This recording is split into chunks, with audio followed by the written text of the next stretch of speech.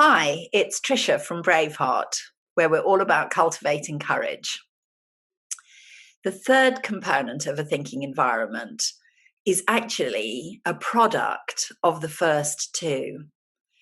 When people know that they're going to be listened to with genuine interest, and they know that they're not going to get interrupted, and knowing that you won't be interrupted is a world of difference from just happening to get lucky and not be interrupted.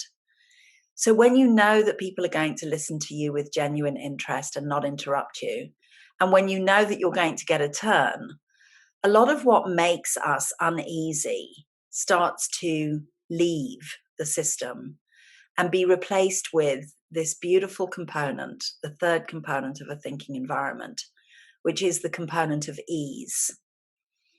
In the thinking environment, we define the component of ease as freedom from internal rush and urgency. And remember, I've talked about this already. The components are a way of being, a way of treating each other.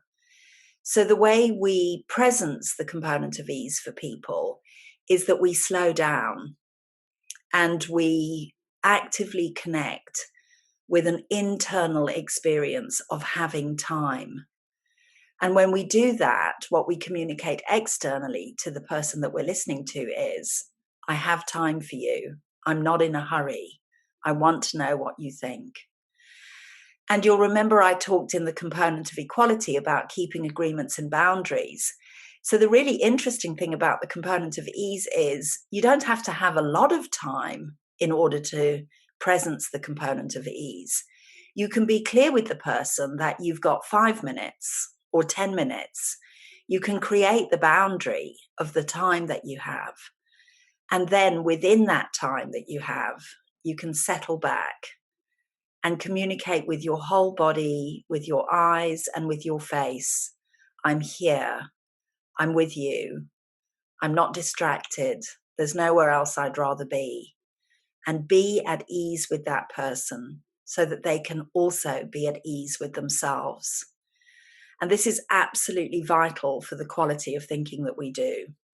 We know now from neuroscience that when you put someone under pressure, when you create an environment of chaos, of crisis management, of unrealistic deadlines in unrealistic timeframes that cannot be produced, that the conditions that you produce in that person's brain are the hormones of adrenaline and cortisol. The conditions that you produce for that person will trigger that person's amygdala and produce what they call in neuroscience an amygdala hijack.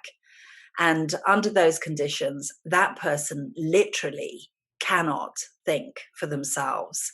The only kind of thinking that they will have available to them under those conditions are the 4 Fs: fight, flight, freeze, or if it's really bad, faint. What they won't be able to access is their prefrontal cortex, which is where all the thinking that we want from people is housed. Their imagination, their creativity, their capacity to solve problems, their ability to be strategic, to think into the future, and to come up with their finest, most creative, freshest, most intelligent thinking. None of that is available to people unless we create the conditions which enable people to be at ease.